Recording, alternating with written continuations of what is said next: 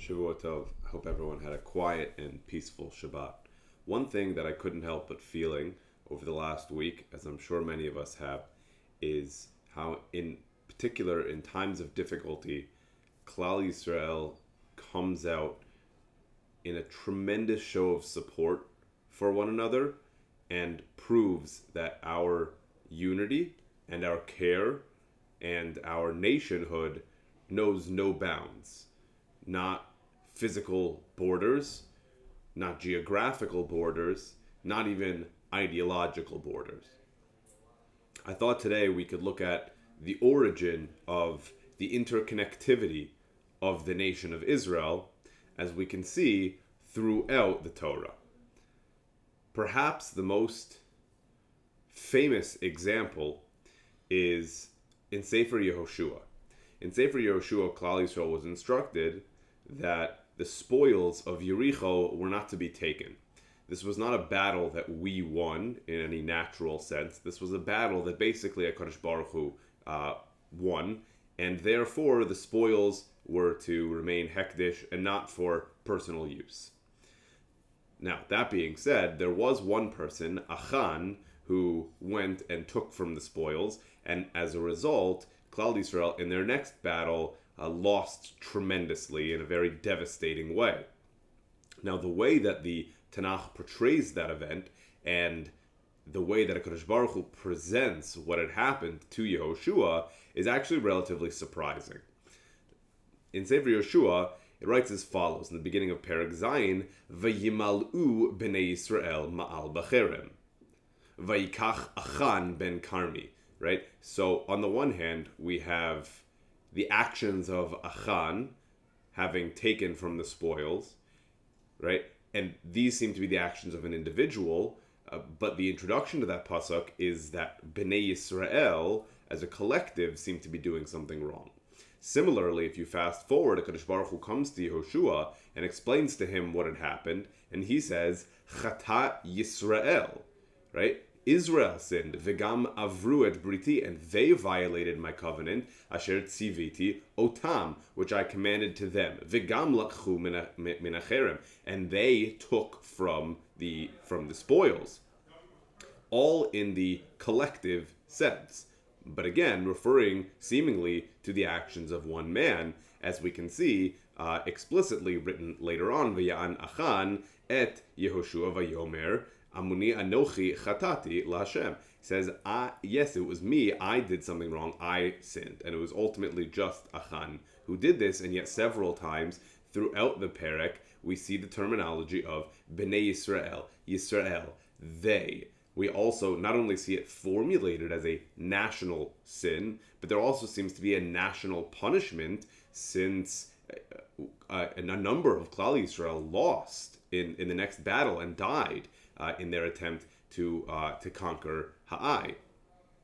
So in Tanat Debei Eliyahu, we learn a very important concept, a very familiar concept. We learn it from this story of Achan, and that's the concept of Kol Yisrael Arevim Zelazeh, the interconnectivity or the interresponsibility that all of Klal Yisrael have one for the other, that were essentially treated like a group or an entity, that the actions of one person can speak and bring consequences for the collective. But the reverse is also true, where the positive actions of one individual can, of course, uplift the entirety of the nation. So in the Tanat Debei Eliyahu, it brings the following metaphor, which is one member of Klal Yisrael doing something wrong is tantamount to drilling a hole in the under your seat in a ship. And you could say, this is my seat, I can do what I would like with it. Yeah, but one hole in the boat is going to sink the entirety of the boat. It's not just going to sink your seat, right? So this is how our responsibility one toward the other work within Klal Yisrael. You can't say I'm only acting for me, right? If you're part of Klal Yisrael, you are acting for the entirety of the people, for good or for bad.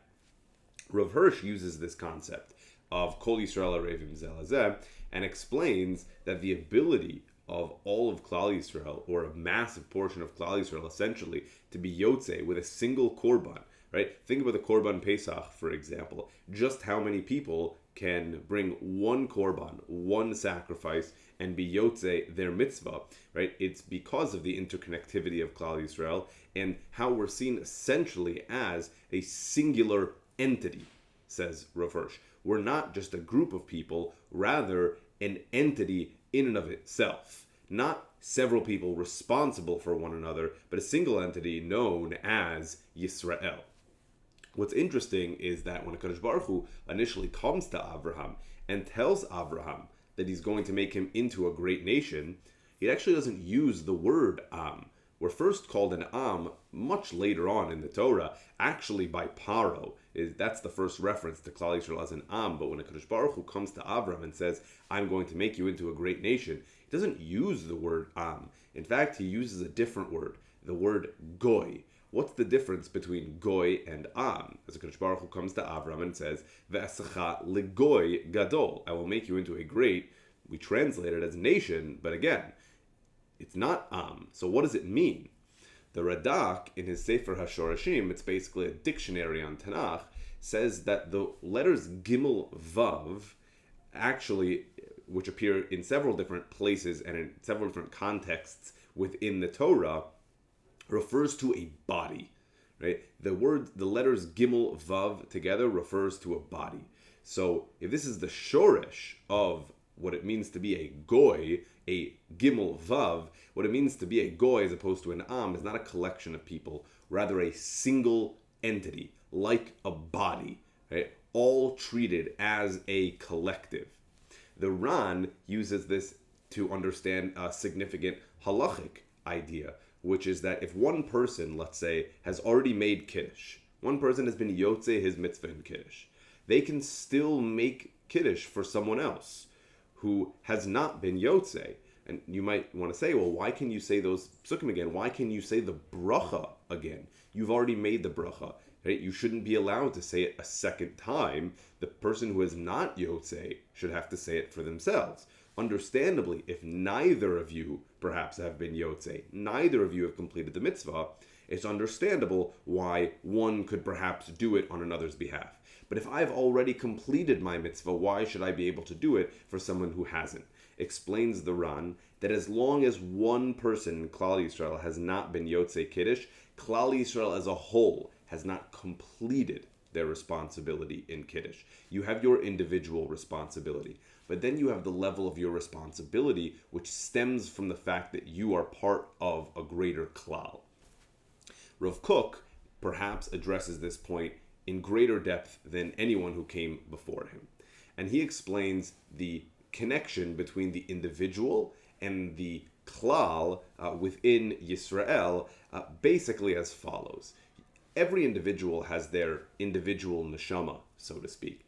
But then there is a national neshama, one ruach, one neshama, right, which is shared by the bodies of every member of Klal Yisrael.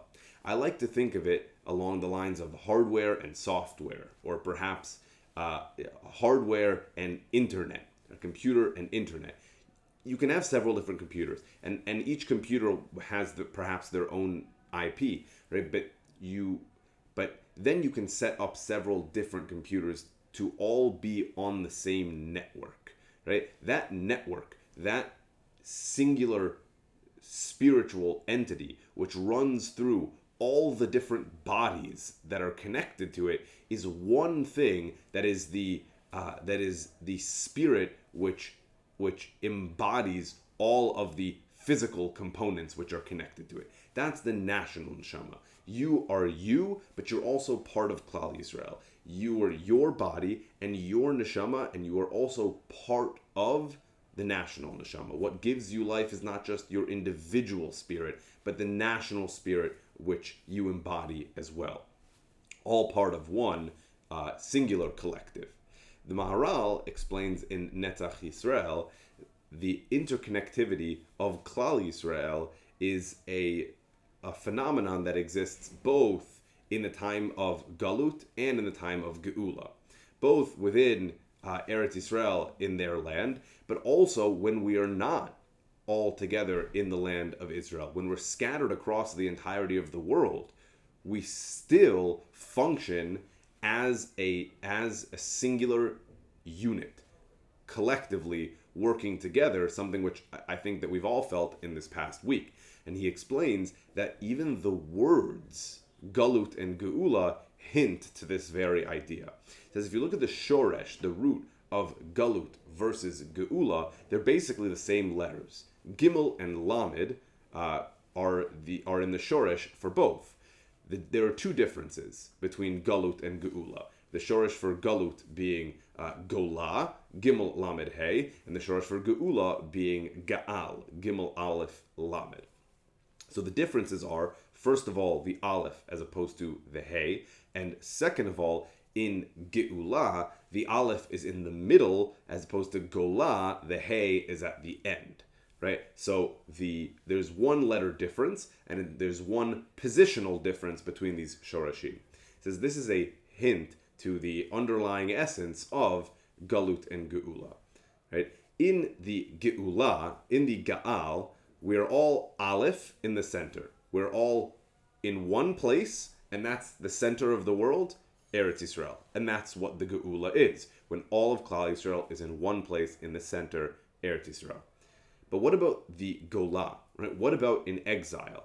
Well, that's when we are all not in the center, but on the ends. How many ends? The four corners of the world, right? Explains the Maharal, but even when we are scattered in the four corners of the world, we're all connected at the fifth point, at the center, Eretz Yisrael. It says even when we are scattered in the four corners of the world, we're all connected at our center in Eretz Yisrael.